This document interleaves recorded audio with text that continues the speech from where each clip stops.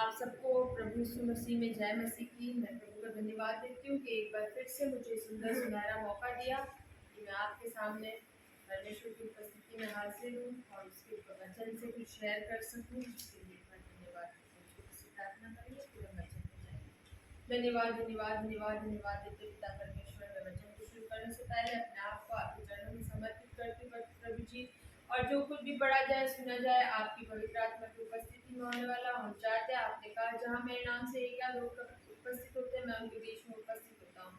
प्रभु हमें ऐसा विश्वास है कि आप हमारे बीच में उपस्थित होंगे और मैं वचन को ज़्यादा से अच्छे से समझाने की कोशिश करूँ और खुद भी समझने की कोशिश करूँ। प्रभु जी हमारी सहायता हमारी मदद कीजिए, किसी भी प्रकार का डिस्टर्बेंस नहीं होने पाए प्रभु जी, और हम वचन के अंदर आगे आगे बढ़ते जाएं। प्रभु ज़्यादा माफ कर मांगते के नाम से सुन और स्वीकार कर। सारे मान मर्यादा और आज हम जानेंगे, आज के मैसेज में हम चलेंगे पहचाने कि हम किस श्रेणी के मसीह हैं।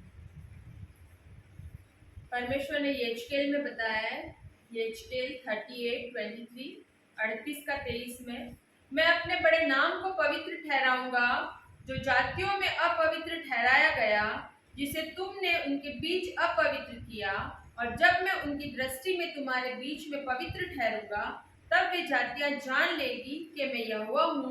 परमेश्वर यहोवा की यही वाणी। या परमेश्वर ने कहा मैं अपने बड़े नाम को पवित्र ठहराऊंगा। तुम लोगों ने जो जातियों में मुझे अपवित्र ठहराया है, तुमने मुझे उनके बीच में अपवित्र किया है, इसलिए मैं उनकी दृष्टि में तुम्हारे बीच में पवित्र ठहरूंगा और वो जातियां जान लेगी कि मैं पवित्र यहोवा हूँ। क्योंकि उत्पत्ति में, निर्गमन में, पुराने नियम की जो 5 किताबें स्टार्टिंग में परमेश्वर ने कहा मैं यहोवा हूँ, मैं हूँ सो हूँ। क्योंकि हमारे परमेश्वर ने जब इस वचन की सृष्टि की, आदम हवा को बनाया, लेकिन उन लोगों ने पाप किया, पाप की श्रृंखला वहीं से बढ़ती गई और परमेश्वर के नाम को उन लोगों ने अपवित्र ठहरा दिया। आज हमने देखा है काफी लोग होते हैं जो असमान जुए में जुटते। परमेश्वर ने कहा असमान जुए में ना जुटो, क्योंकि ज्योति और अंधकार का कोई मेल नहीं। हम ज्योति की संतान हैं और जब हम अंधकार की संतान के साथ में उनके साथ मिल जाते हैं तो हम उसके नाम को अपवित्र करते हैं। उसके नाम को पवित्र करना, होली रखना, क्योंकि वो होली, वो खुद पवित्र था, इसलिए वो चाहता है कि हम भी पवित्र बने। परमेश्वर ने कहा है कि तुम्हारी आत्मा मेरा मंदिर है। हमारा जो शरीर है ये परमेश्वर का मंदिर है। जब हम इसको नाश करते तो परमेश्वर को बहुत दुख होता है, और जब एक आत्मा बचाई जाती है तो परमेश्वर स्वर्ग में बड़ा आनंद मनाते हैं, क्योंकि वो अपने चेलों के साथ में बड़ा आनंद मनाते हैं कि मेरी एक आत्मा बच गई नाश होने से। और जब हम उसके नाम को पवित्र ठहराते हैं तो स्वर्ग में बड़ा जय जयकार होता है। आपने देखा प्रभु यीशु मसीह स्वर्ग में उठा लिए जाने के बाद पेंतिकुस्त के दिन पवित्र आत्मा उतरी, लोगों में बपतिस्मे का प्रचार हुआ। पतरस ने पहली बार प्रचार किया। कितने लोगों ने बपतिस्मा लिया? लगभग 3000 लोगों ने प्रभु यीशु मसीह को ग्रहण किया। प्रेरितों के काम 2:41-42 में हम पढ़ते हैं कि परमेश्वर ने किस वहाँ उन वचनों में लिखा हुआ है किस तरह से लोग, अतः जिन्होंने उसका वचन ग्रहण किया उन्होंने बपतिस्मा लिया, और उसी दिन 3000 मनुष्य के लगभग उनमें मिल गए, और वे प्रेरितों में शिक्षा पाने और संगीत रखने और रोटी तोड़ने और प्रार्थना करने में लोलीन रहे। आमेन। आपने देखा यहाँ पर वो रोटी तोड़ने में और परमेश्वर के अंदर लौलीन रहे। क्यों? क्योंकि पहली बार वो मसीही बने थे, पहली बार कलीसिया स्थापित हुई थी, और उस कलीसिया को स्थापित करने का अर्थ धर्म परिवर्तन कतई नहीं था। वहां पर धर्म परिवर्तन का नहीं, मन परिवर्तन का। जब तक हमारा मन परिवर्तन नहीं होता तब तक हम मसीह कहलाने के लायक नहीं है, आत्मिक मसीह नहीं। परिवर्तन बहुत जरूरी है, क्योंकि हमारा पुराने मनुष्यत्व को छोड़ के हमें नए मनुष्यत्व को पहनना है। परमेश्वर ने कहा जब तक आप अपने पुराने स्वभाव को नहीं बदलोगे तब तक आप आत्मिक दशा में। इसके उपरांत भी हम अपने आप को मसीह कहते हैं तो हम अपने जीवन के द्वारा प्रभु यीशु मसीह को आठट्टों में उड़ा रहे हैं। अंतिम दिनों में जब प्रभु यीशु मसीह का आगमन निकट होगा, अधिकांश मसीह अर्थात ईसाई कहलाने वाले लोगों की आत्मिक दशा प्राय शून्य होगी। यीशु ने कहा जब मनुष्य का पुत्र इस पृथ्वी पर दोबारा आएगा तो क्या विश्वास पाएगा। ये हमें बहुत ज्यादा जरूरी है कि हमारा आत्मिक जीवन स्तर ऊंचा हो।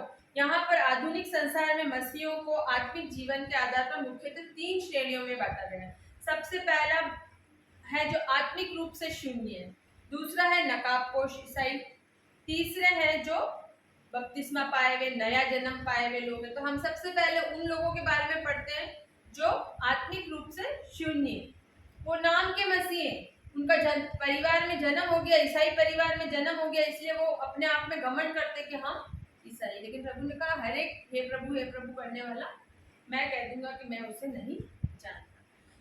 परंपरा के अनुसार बपतिस्मा भी लेते हैं, सारी रीति रिवाजों को निभाते हैं, वार त्योहार इतवारी लाल और त्योहारी लाल बनकर रहते हैं। वो लोग इतवार को चर्च जाना समझते हैं, हम परंपरा के हिसाब से चर्च जा रहे हैं, हम मसीह हैं। त्योहारों पे हम अच्छे अच्छे कपड़े पहन के अच्छे अच्छे ड्रेसेस पहन के जा रहे हैं। परमेश्वर ने कहा है, परमेश्वर ने की संसार के पीछे मत भागो। ये ना सोचो कि हम अच्छे से अच्छा बन के जाएंगे, अच्छे से अच्छे फैशन का कपड़ा पहन के जाएंगे तो हमारा प्रभु हमको देखेगा, लेकिन नहीं। परमेश्वर यहाँ कहता है आत्मिक रूप से आप जीरो, वहां पे आप आत्मिक रूप से जीरो हो, क्योंकि आपके अंदर कोई भी पवित्र आत्मा के कार्य नहीं है, कोई आपकी भाषा में शुद्धता नहीं है, कहीं आपके पहनावे में शुद्धता नहीं। आजकल मसीह गर्ल्स को देखिए ज्यादा से ज्यादा छोटे कपड़े पहनने में खुश रहते हैं, फैशन। ये ऐसा क्यों पहना कटा हुआ? नहीं, ये तो फैशन। फैशन के हिसाब से नहीं चलना है, हमें परमेश्वर के हिसाब से चलना है। हमें बहुत सारे ऐसे वेयर करने की चीजें दी गई जिनके द्वारा हमें आत्मिक रूप से सही बन के रहना है। बहुत बड़ी संख्या में इस तरह के मसीह पाए जाते हैं। वो मान लेते हैं कि हमारा जन्म ईसाई परिवार में हुआ है, और कुछ लोग टाइम टाइम पे पवित्र शास्त्र भी पढ़ लेते हैं, दुख मुसीबत आती तो प्रार्थना भी कर लेते हैं, लेकिन ऐसा करने से प्रभु हमारा नहीं सुनता। ये सब रूढ़िवादी ढोंग ढकोसले हैं। नए जन्म और मन परिवर्तन की शिक्षा से ये लोग भड़क उठते थे।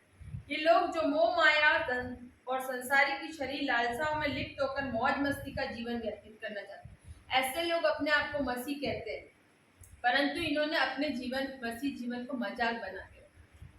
परमेश्वर ऐसा कहीं नहीं चाहता कि हम इस तरह का जीवन जिए। परमेश्वर के हिसाब से हमारा वास्तविक जीवन बिल्कुल अलग है, परंतु शीघ्र वह दिन आने वाला है जब न्याय सिंहासन के सामने खड़ा होना पड़ेगा। प्रभु यीशु मसीह के आगमन का दोबारा जब समय होगा तो हमारे को दया नहीं होगी, भीख मांगेंगे लेकिन भीख नहीं मिलेगी, सुनी नहीं जाएगी। वहां केवल एक दो शब्द इनको सुनाई देंगे, मेरे सामने से निकाल दो, उस स्थान पर डाल दो जहाँ दांतों का रोना और पीसना। सिर्फ ये 2 शब्द सुनाई आएंगे, इसके अलावा कोई शब्द सुनाई नहीं। उसके लिए हमें अभी से अपने आप को तैयार करना है कि हमें कैसा जीवन जीना है। अनगिनत लोगों की चित्कार और चिल्लाहट, दिल दहल उठेगा। वह झील है जहाँ न कभी आग बुझती है और न उस झील के कीड़े कभी मरते हैं। मत्ती 25 का 41 में देखेंगे और मरकुस 9 का 48 में देखेंगे। मत्ती 25 का 41 में हम देखेंगे कि यहाँ वचन में परमेश्वर क्या कहता है। तो वह बाई और वालों से कहेगा, है शापित लोगों, मेरे सामने से उन अनंत आग में चले जाओ जो शैतान और उसके दूतों के लिए तैयार की गई है। आमेन। और मरकुस 9 का 48 भी पढ़ेंगे। यहाँ परमेश्वर कह देगा कि वो हमको नहीं जानता है। अनंत आग जो परमेश्वर ने भेजी है वहां से, वहां हमको चलना पड़ेगा।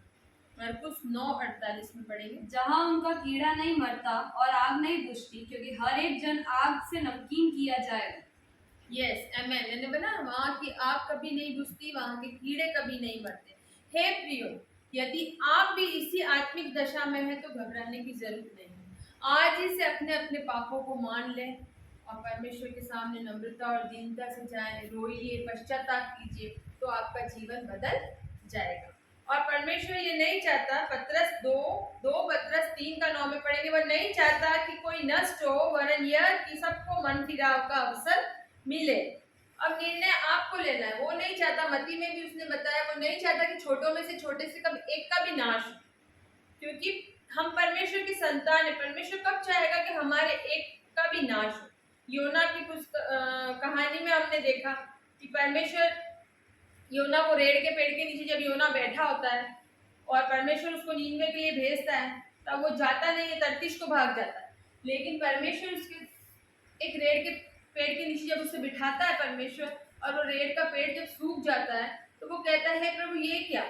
एक दिन में पेड़ भी सूख जाता है, लेकिन परमेश्वर कहता है कि जब एक पेड़ के सूखने से आप इतना उदास और निराश हो सकते हो, तो मेरे लोगों के नष्ट होने से मुझे कितना दुख हो। इसलिए मैं चाहता हूँ कि वहाँ के लोगों का जीवन बचाया जाए। और दूसरे नंबर पे आते हैं धार्मिकता का ओढ़ना ओढ़े हुए नकाबपोशी से। इस समूह की संख्या के लोग भी बहुत ज्यादा पाए जाते हैं। वो बहुत बड़े बड़े न्याय सिंहासनों पे बैठे होते हैं, बड़े बड़े पास्टर्स हैं, बड़े बड़े।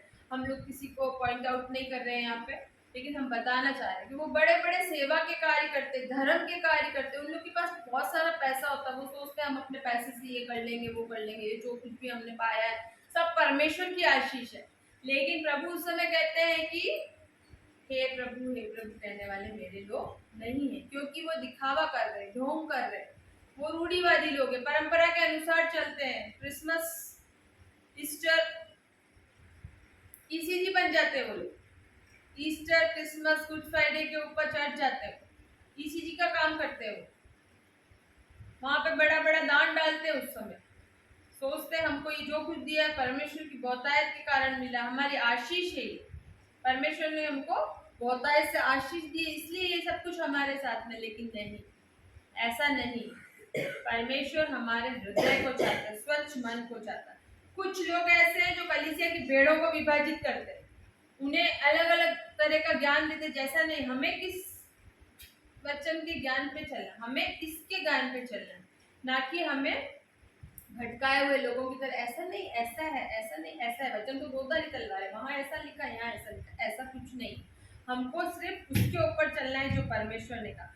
वास्तविक दृष्टि में धर्मी और श्रेष्ठ बनाए, नए जन्म के वास्तविक अनुभव के बिना ये धर्म के ठेकेदार बने हुए, समाज में अपनी पहुंच के कारण, कलीसियाओं के मुख्य पदों पर आसीन होने के कारण, अपनी मर्जी, अपने स्वार्थ के कारण कलीसियाओं में कुछ भी उथल पुथल करते, इन सदस्यों को विभाजित करने में सफल भी हो जाते हैं। उनके जीवन में परमेश्वर के प्रति समर्पणता नाम मात्र की भी दिखाई नहीं देती। ये लोग धार्मिक कार्यों को जोश से करते हैं, परंपराओं का अनुसरण करते हैं, लेकिन इस सबके द्वारा भी वो अपने आप को श्रेष्ठ नहीं बना सकते, अपने आप को धर्मी नहीं बना सकते।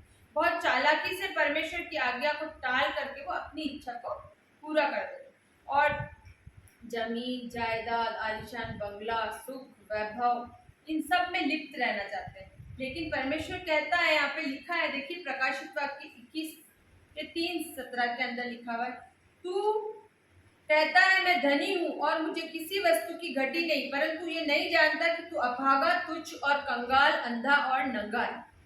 परमेश्वर हमारे कामों को जानता है, वो जीवित कहलाता है, वो मरा हुआ नहीं। परमेश्वर हमारा जिंदा खुदा है। हम गीत भी गाते हैं, जिंदा खुदा तू है मेरा खुदा।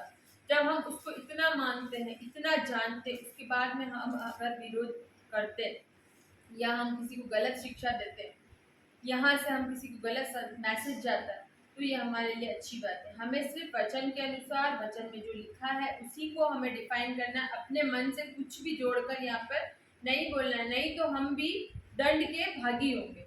यहाँ पर अधिकांश लोग प्रथाओं, मैंने आपको पहले बताया, बाप दादाओं से चली आ रही परंपरा को निभाते हैं, बड़े उत्साहित, प्रसन्न रहते हैं, पवित्र आत्मा और वचन से बेखबर जीवन व्यतीत करते हैं, लेकिन वो खुश है। क्रिसमस पे बहुत ज्यादा दान दे रहे हैं, केक का दिया हमने कॉफी का दिया, हमने उसका दिया। वो नाम चाहते हैं, नाम प्रसिद्धि से ज्यादा खुश होते हैं, ना कि प्रभु की उपस्थिति से वो लोग प्रसन्न होते हैं। वो लोग अपना नाम चाहते हैं, नाम के लिए बड़े से बड़ा दान करते हैं, लेकिन ये नहीं जानते कि हमारे जीवन में प्रभु है कि नहीं। परमेश्वर कहता है हवा जिधर बहती है उधर नहीं बहना है, हमको हवा के रुख के अनुसार नहीं चलना है। हमें किसके अनुसार चलना है? वचन के अनुसार चलना है। आपने देखा होगा मछली पानी में किस तरफ तैरती है? मछली हमेशा पानी के बहाव की तरफ नहीं, उल्टी तरफ में तैरती। इसलिए जब मछली वो जानवर होकर के तैर सकती है, तो हमको तो मनुष्य का जीवन दिया, जानवर से हमें कुछ ऊपर बनाया परमेश्वर, कुछ समझ दिए हमारे दिमाग में। यहाँ पे हम 3 समस्याओं का सामना कर रहे हैं। यहाँ परमेश्वर के समय का अभाव, बिजी शेड्यूल है, डिपेंडेंस नहीं है, पश्चाताप नहीं है, कलीसिया में परमेश्वर की उपस्थिति नहीं है, चर्च के अंदर ही बहुत ज्यादा जरूरी है। 3 बड़ी समस्या अभी हमारे समूह, प्रार्थना करना नहीं, बिजी शेड्यूल है, मेरे पास बिल्कुल टाइम नहीं है, मैं बहुत बिजी हो रहा हूँ, ये वो, कोई अगर हमारे पास प्रार्थना कराने आता भी तो हम उसे ही कह करके टाल देते। दूसरी हमारे है डिपेंडेंस, पश्चाताप नहीं, जो है उसमें खुश है। जो हमारे पास है, ये नहीं कि हमें अपनी कलीसिया के लिए रोना, हमें बेदारी के लिए रोना, हमें बहुत सारे ऐसे कार्य जिनके लिए रोना, लेकिन नहीं, वो कुछ भी नहीं है। तीसरा है हमारे भवन में परमेश्वर की उपस्थिति ना के, परमेश्वर की उपस्थिति नहीं। ये तीन कारण हमारे लिए बहुत ज्यादा जरूरी है, हमको इनमें बदलाव लाने की जरूरत है। मैं एक जगह की बात बताती हूँ आपको।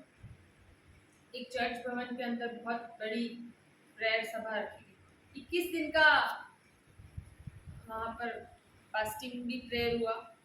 21 दिन का फास्टिंग प्रेयर रखा कि हमारी कलीसिया में बेदारी आ जाए। हो गए 20 दिन हो गए प्रेयर करते करते, कलीसिया में कोई बेदारी नहीं। 21 दिन हो गए, कोई बेदारी नहीं। पास्टर साहब ने कहा 3 दिन और बढ़ा दीजिए। 21 और 3 कितने हो गए? 24 डेज का कर देते। 21 दिन हो गए, सब लोग प्रार्थना कर रहे हैं, लेकिन कोई बेदारी नहीं आ रही, कुछ नहीं हुआ। ऐसा कुछ भी नहीं हुआ कि कहते हैं उपवास की प्रार्थना के द्वारा बड़े बड़े कार्य हो जाते हैं। एस्तर ने अपने राज्य को बचाया।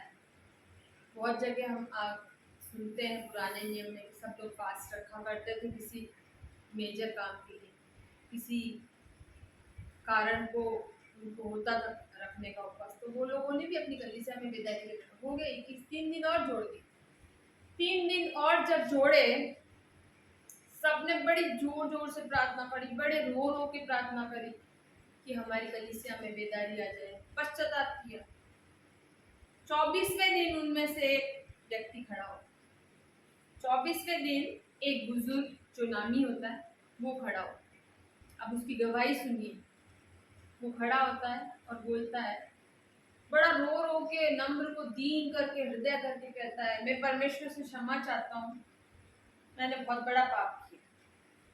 सब लोग सोचने लग जाते हैं, इतना बड़ा होकर के लिए पश्चाताप करने के लिए खड़ा हुआ। वो पश्चाताप करता है कि मेरे मित्र थे, बहुत अच्छे मित्र थे, खास मित्र थे, वो बहुत ज़्यादा बीमार थे अस्पताल में, तब मैं उनके पास में गया। जब वो उनके पास में गया तो उनके दोस्त ने उनका हाथ में लिया और कहा, मेरे मित्र, प्रियजन, मैं तुम्हें अपनी जान से भी ज़्यादा चाहता हूँ। मैं चाहता हूँ, मेरी बीवी जो है वो बेचारी बहुत सीधी है, वो कुछ नहीं जानती, तो मैं चाहता हूँ कि मेरे मरने के बाद में तुम उसको बैंक से जो भी पैसा मेरा मिलता है वो तुम उसको ले जाके दे दिया करना, क्योंकि वो इस विषय में कुछ नहीं जानती, उसने कभी बाहर के काम नहीं किए, वो हमेशा घर का ही काम करती थी। उसने कहा कि ठीक है। वो अपने मित्र से हाथ पर हाथ रख के शपथ लेता है कि तुम्हारी मृत्यु उपरांत मैं तुम्हारी बीवी को पैसा जाके दे आऊंगा। बोलते ही मित्र की डेथ हो जाती है, मृत्यु हो जाती है। उसके उपरांत हर महीने को, जैसा कि उसने अपने मित्र से वादा किया था, वो उसकी बीवी को पैसे देने के लिए जाए। बीवी को देना था 500 रुपया, हर महीने का 5,500 जो भी बनता था उनका, तो उन्होंने दिया 5,000 रुपया दिया उसकी बीवी को ले जाकर। लेकिन उसने 5,000 में से क्या कर लिया, 5,000 में से 500 रुपया अपना किराए भरे का रखा कि मैं बैंक जाता हूँ, मेरा पेट्रोल लगता है, मैं वहाँ से आता हूँ, फिर मैं टेम्पो कर करके घर जाता हूँ, फिर आता हूँ, और इस तरह की जो बैंक से निकालता हूँ, जो भी प्रक्रियाएं होती है सबका उसने 500 रुपया काट लिया। तो कितना बचा? 5,000 में से 500 रुपया काट लिया तो 4,500 रुपये बचा। वो 4,500 रुपये बड़ी ईमानदारी से वो उनकी मिसेज को दे दिया करता था और उनको बोला करता था कि बहन ये उन्होंने कहा था मेरे मित्र ने, उसके हिसाब से मैं आपको ये पैसा दे दिया। वो बेचारी, उसने कभी नहीं पूछा कि कितना पैसा मिलता है, कितना नहीं मिलता है, जो दिया वो रख लिया उसने। वो अपने पति के मित्र को जानती थी कि बहुत वफादार है, उस हिसाब, और वो उनकी मिसेस भी वही भवन में चर्च में बैठी हुई, बेचारी ने कभी नहीं पूछा। उन्होंने कहा ये सब मैंने किया, लेकिन क्या हुआ? क्या प्रभु ने उसे अनुमति दी थी इस चीज की? उसने अपने मित्र से क्या वायदा किया था कि जो भी मिलेगा वो ले जाकर के मेरी बीवी को दे। उसने ये नहीं कहा था कि मैं अपना काट लूंगा किराया, और उसने उसकी बीवी से भी ये नहीं कहा था कि बहन 5,000 मिला था, मैंने 500 रुपया अपना काट लिया और मैंने 4.5, ये चीज का भी जिक्र करता तो उस चीज का मालूम रहता, लेकिन वो तो इस चीज से अनजान थी। उसे 5,000 रुपया मिलना था, लेकिन उसको 4,500 रुपया मिल रहा है। अभी किसी गरीब की स्थिति हम देखें, उसके लिए 500 रुपया भी बहुत ज्यादा होता है। 500 रुपये में भी घर के बहुत सारे कार्य होते हैं, लेकिन वो तो उसको ईमानदारी समझ करके करती जाती, लेकिन वो अपनी खुद की नजर में इस समय अपने आप को बोझ से दबा हुआ पा रहा कि मैंने कहीं ना कहीं पाप किया है, मुझे ये 500 रुपया नहीं रखना चाहिए। अगर उसकी मिसेस खुशी से देती तो बात अलग होता कि भाई आपने मेरे लिए इतनी मदद करी तो ये, मगर वो तो इस चीज से अनजान है। तो यहाँ मैं पापी हूँ कि मैंने अन्याय से कमाया। वो बहन भी वहां होती, वो उससे क्षमा मांगता है और कहता है कि मैं जो पैसा मैंने रखा है मैं इसका भरूंगा, और उस समय वो पैसा उस बहन को भरता है, तो उसके दिल से एक बोझ उतर जाता है और उसे बड़ा आंसुओं के साथ में निकलता है और उसको पवित्र आत्मा का टच मिलता है और परमेश्वर उससे खुश होता है। यहाँ उसने अपने गुनाहों की तौबा करी। हमें भी तौबा करनी, जब तक हम तौबा नहीं करेंगे तब तक हम आगे नहीं बढ़ सकते। फिर देखा, एक बैठा, दूसरा खड़ा हो गया, वो भी कलीसिया का प्रतिष्ठित पुरुष, उसकी गवाही खत्म हुई, तीसरा खड़ा हो गया, तीसरे की गवाही, चौथा खड़ा हो गया। ऐसे कर करके सब लोगों ने अपने गुनाहों की तौबा करी और बहुत जोरदार की बेदारी आई वहां पे। परमेश्वर की आत्मा, ऐसे नहीं होता जोर जोर ताली बजाने से, जोर जोर ढोल मजीरे बजाने से परमेश्वर हमारे भवन में उपस्थित, जोर जोर जयकारे लगाने से परमेश्वर हमारे भवन में उपस्थित, ऐसा नहीं। यही हमारी गलती। हम सोचते हैं जोर जोर से प्रार्थना करने से, चौकों में जोर जोर से प्रचार करने से हमारा प्रभु सुनेगा, लेकिन हमारा प्रभु कहता है कोठरी में जाके गुप्त में प्रार्थना कर तो तेरा प्रतिफल तुझको मिल जाएगा। इसलिए परमेश्वर चाहता है, हमारी गुप्त देखता है। परमेश्वर का हृदय को जांचने वाला, वो किसी मनुष्य का मुख नहीं देखता। उसने दाऊद को चुना था तो क्या कहा था उसने शमूएल से कि मैंने मनुष्य का स्वरूप नहीं देखा। उसने अयोग्य जाना था, उसके बड़े बेटे को अयोग्य जाना, दूसरे बेटे को अयोग्य जाना। उसने कहा मैं, मेरा देखना मनुष्य का सा देखना नहीं है, उसका देखना अलग होता है। वो हृदयों को जांचने और परखने वाला परमेश्वर है। और उस, आपको यकीन मानिए, उस कलीसिया में इतनी बड़ी बेदारी आई, जो गाड़ी उस रोड पे से निकल रही थी वो सीधी चर्च भवन के बाहर रुक रही थी, चर्च भवन में जा रही थी, रो रो के प्रार्थना कर रही थी और उनका जीवन बदल रहा था। इस तरह से गाड़ियों की लाइन लगती थी। 65 गाड़ियां उस दिन चर्च के बाहर आई, 65 व्हीकल्स लाइन से लग गए। जो इंसान वहां से गुजर रहा है उसके दिल में ये उभर रहा है कि मुझे भवन में जाना है, मुझे प्रार्थना। यहाँ परमेश्वर कह रहा है अपने नाम को पवित्र ठहराऊंगा। जब हम रिपेंट करेंगे, पश्चाताप करेंगे, तो वो अपने नाम को खुद पवित्र ठहरा देगा।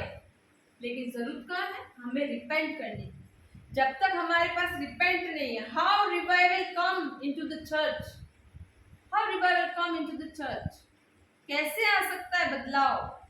जब तक हम पश्चाताप नहीं करेंगे हमारे यहाँ पे रिवाइवल आ ही नहीं सकता। हमें बहुत ज्यादा पश्चाताप करने की आवश्यकता है। कलीसिया में परमेश्वर की उपस्थिति नहीं है, हमारे हथियार मजबूत नहीं है, हम शैतान के गढ़ों को कैसे ढा पाए? कैसे हम शैतान के गढ़ों को ढा पाए? हमारे जो हथियार दिए परमेश्वर ने, हमारे हथियारों के बारे में भी बताया है कि कौन कौन से, उद्धार का टोप, झिलम, ये सब परमेश्वर, समाचार की जूतियां, ये जो हमारे को बताए हैं परमेश्वर, ये सब हम लोगों को चाहिए। प्रार्थना करते रहे, बेदारी आए। नींव टूटा हुआ है, गवाही है नहीं, सेवक गलत ज्ञान दे रहे, हाउ कैन रिवाइवल कम? कैसे ला सकते हैं हम रिवाइवल को? नींव हमारी टूटी हुई है, हमारे को ज्ञान अधूरा है। अधूरा ज्ञान नहीं रखना है। परमेश्वर ने कहा पूरा ज्ञान दे, क्योंकि इस बाइबल में पूरा ज्ञान दिया गया है। इस पूरे ज्ञान के ऊपर हमको चलना है। हमें किसी मनुष्य से पूछने की आवश्यकता नहीं है, किसी भविष्यवक्ता से, किसी नबी से पूछने की आवश्यकता नहीं है। यहाँ दे रखा है परमेश्वर ने पवित्र वचन में, हर एक चीज को डिफाइन कर रखा है परमेश्वर ने कि हमको कैसा चलना है, कैसा बनना है। और लोग जाने सोचते हैं हम लोग पूरा कानूनी दस्तावेज में भी सही, कंफर्मेशन हुआ, हमारा बैप्टिज्म हुआ है पानी का, सारी चीजें होने के बाद में इश्यू नहीं है, तो ये सारी चीजें किसी काम की नहीं है। इसलिए हमारे जीवन में सबसे पहले हमारे को ये हो रहा है, क्योंकि आत्मिक रूप से मृत और स्वार्थी चरवाहे इन भेड़ों को आत्मिक भोजन नहीं दे रहे। आत्मिक भोजन की इन भेड़ों को आवश्यकता है। ये अंधे अगुए के पीछे चलने वाले अंधे अनुयायी है जिनकी मंजिल केवल नरक। इनका कारण है कि अधिकांश चर्च आत्मिक रूप से मृत लोगों का कब्रिस्तान बन चुका है। हम लोगों को खड़ा होना है और इन स्वयं स्वार्थी और अहंकारी चरवाहों ने न केवल अपने वरन साथ ही में इन भेड़ों को भी नरक के कगार पर ला खड़ा कर दिया। इनमें से बहुत ने अपनी आत्मिक स्थिति को जानते हुए आडंबरपूर्ण जीवन जी रहे, ये जानते हुए भी आत्मिकता का ढोंग करते हैं, लेकिन उनके पीछे पीछे उन्हीं की बुराई करने से नहीं चूकते। ये वे हैं जिन्होंने परमेश्वर के अनुग्रह को लुचपन में और उसके महान उद्धार को परंपराओं और रीति रिवाजों में बदल दिया है। हम देखेंगे यशाया 55 का 6-7 के अंदर। और इस मैसेज को पढ़ने, नकाबपोश ईसाई वाले मैसेज को पढ़ के भी आप विचलित नहीं हुए। अगर आप इस श्रेणी में हैं तो आप प्रेयर कीजिए, पश्चाताप कीजिए, आप आज ही के दिन बचा लिए जाएंगे। यशाया 55 का 6 और 7। जब तक यहोवा मिल सकता है तब तक उसकी खोज में रहो, जब तक वह निकट है तब तक उसे पुकारो। दुष्ट अपनी चाल चलन और अनंतकारी अपने सोच विचार छोड़कर यहोवा की ओर फिरे, वह उस पर दया करेगा, वह हमारे परमेश्वर की ओर फिरे और वह पूरी रीति से उसको क्षमा करेगा। यस, आमेन। परमेश्वर क्या कह रहा है? जब तक यहोवा मिल सकता है तब तक उसकी खोज में रहो, जब तक वह निकट है तब तक उसे पुकारो। दुष्ट अपने चाल चलन अहंकार अपनी सोच विचार को छोड़कर यहोवा की ओर फिरे, उस पर दया करेगा और वो परमेश्वर की ओर फिरे, वो पूरी रीति से क्षमा किया जाएगा। यूहन्ना में देखते हैं हम यूहन्ना 1:12-13। परंतु जितनों ने उसे ग्रहण किया उन्होंने परमेश्वर की संतान होने का अधिकार दिया, अर्थात उन्हें जो उसके नाम पर विश्वास करते हैं, वह तो न लहू से, न शरीर की इच्छा से, न मनुष्य की इच्छा से, परंतु परमेश्वर से उत्पन्न हुए। हम किससे उत्पन्न हुए? परमेश्वर से उत्पन्न हुए। तो हम ज्योति की संतान है। मैंने आपको पहले भी बताया, अंधकार का और ज्योति का कोई मेल नहीं। हम ज्योति की संतान है, हमें ज्योति में चलना है, पुराने मुखौटों को उतार फेंकना है और मूर्ति पूजकों को शोभा देता है, ये हमें शोभा नहीं देता। बहुत सारे देखो, आपने हमारे भी जान पहचान में, हमारे नोन में बहुत सारे ये है, अलग अलग डिनोमिनेशन के लोग हैं और रोमन कैथलिक्स लोग हैं। हमें उन्हें सैल्यूट करना चाहिए। क्यों? हम उनकी परंपराओं पे नहीं जा रहे, हम उनकी तरह नहीं बने, लेकिन उनमें एक जो विशेषता है वो बहुत ज़्यादा अच्छी है कि वो अपने गुनाहों की तौबा फादर के सामने करते। जो गुनाह वो करते उसकी तौबा वो मांगते। लेकिन हम अपने फादर से तौबा मांगते हैं क्या? नहीं। हमें भी अपने गुनाहों की तौबा परमेश्वर से मांगना चाहिए, क्योंकि वो हमारा पिता, उसने हमें ज्योति की संतान बनाया, उसने हमें वारिस होने का अधिकार दिया। वचन में लिखा है उसने स्वर्गदूतों को भी वो अधिकार नहीं दिया जो अधिकार उसने हमको दिया। तो फिर हम तो कितने ज़्यादा इम्पोर्टेंट हो गए उसके लिए। परमेश्वर कहता है कि हमें उन लोगों की तरह नहीं बनना है जो बुलाए हुए तो बहुत है लेकिन चुने हुए थोड़े। विवाह भोज में आपने देखा, मत्ती 22 के अंदर देखेंगे हम, मत्ती 22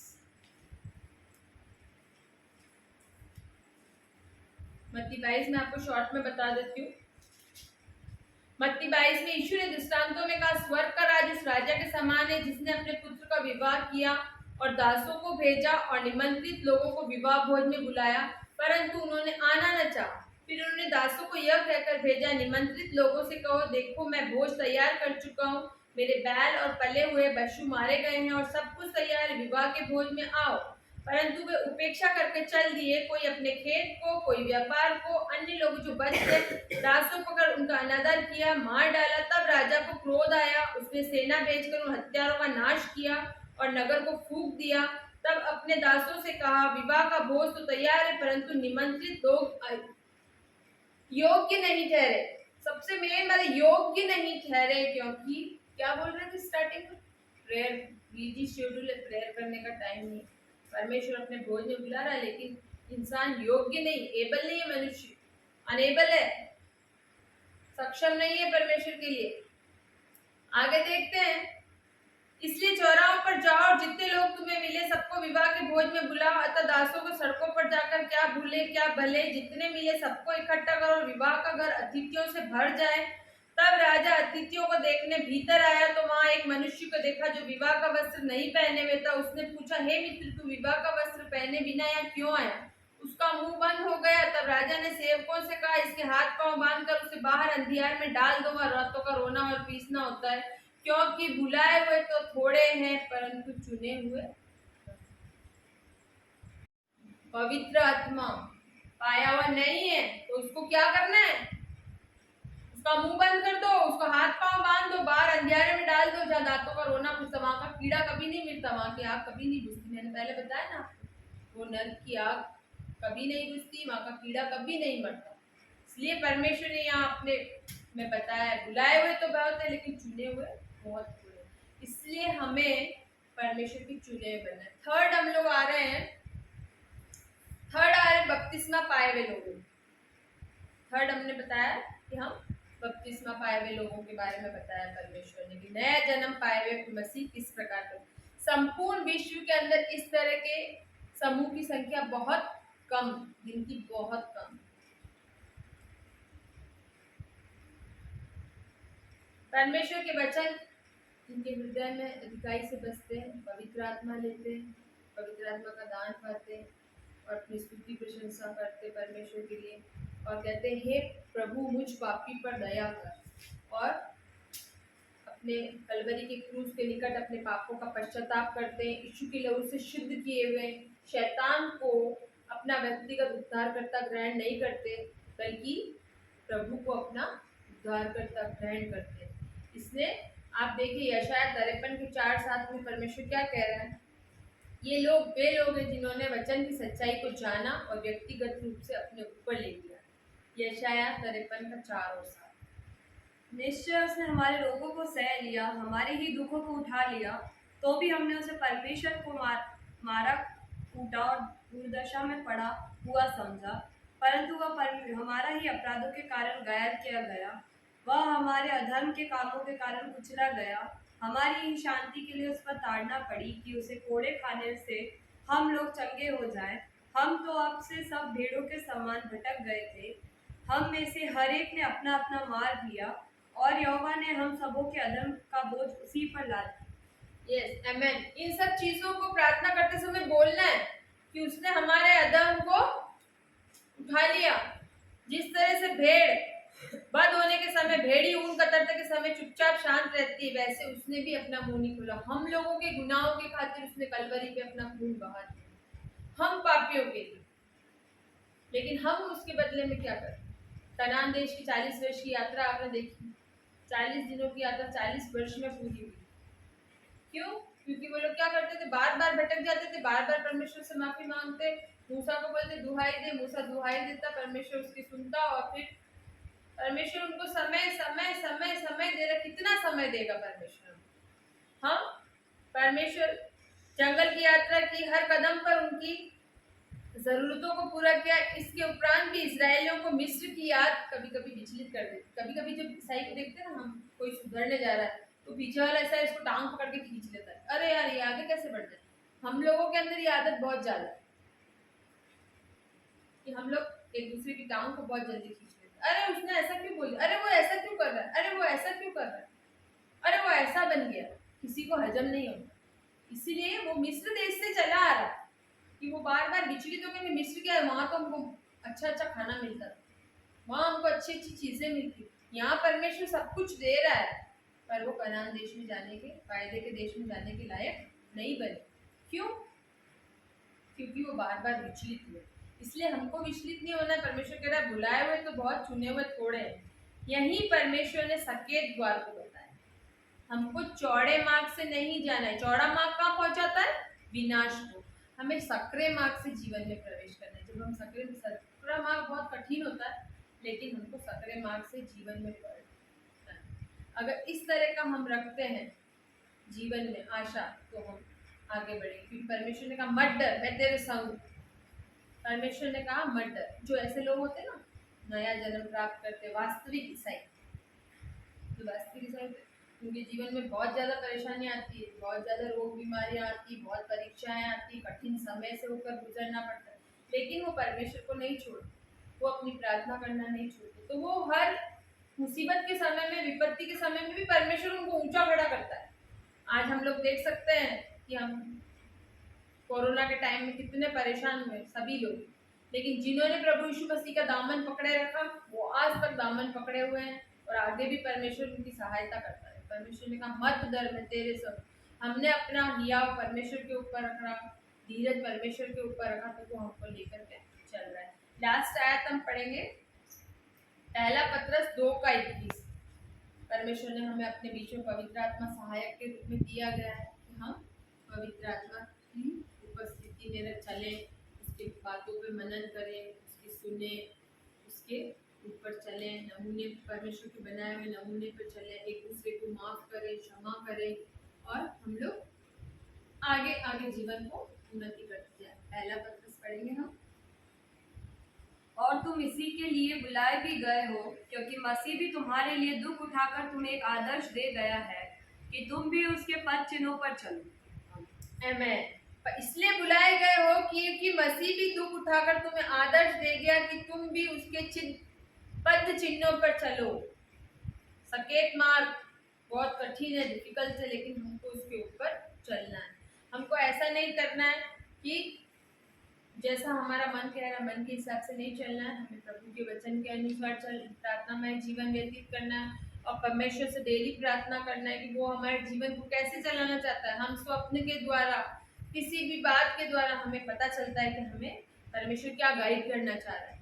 जब तक हम रो रो के प्रार्थना नहीं करेंगे, अपना पश्चाताप नहीं करेंगे, तब तक हमारे को नहीं पता चलेगा कि हमारे जीवन में क्या है।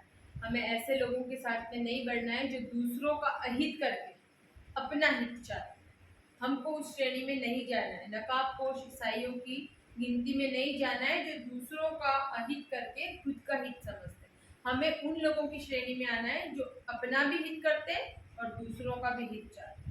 कुछ लोग ऐसे होते हैं जो अपना अहित करने के लिए दूसरों को कर देते परेशान, लेकिन हमें उनकी श्रेणी में भी नहीं जाना है। 3 श्रेणियां बताई गई है यहाँ पर, जिसको हमने डिफाइन किया। सबसे पहली आत्मिक दशा में शून्य, दूसरा नकाबपोश ईसाई जो बड़े बड़े पदासनों में बैठे, तीसरा है नया जन्म प्राप्त करें। तो अब हमको ये डिसाइड करना है कि हम इन 3 श्रेणियों में कहाँ पर आते हैं। अगर हम पहली श्रेणी में, तो भी हमको घबराना नहीं, हमें पश्चाताप करना है, प्रभु के चरणों में आना है, अपने आप का समर्पण करना है। हम सेकंड लिस्ट में नकाबपोश ईसाई की लाइन में है, तो भी हमको परमेश्वर की ओर जाना है, पश्चाताप करना है और परमेश्वर क्या। और अगर हम तीसरी वाले की लाइन की गिनती में हैं, तो हमें ज़्यादा से ज़्यादा प्रार्थना में जीवन व्यतीत करना है, अपने लिए भी ये व्यतीत करना है, अपनी कलीसिया के लिए, अपने बच्चों के लिए, अपने यूथ्स के लिए।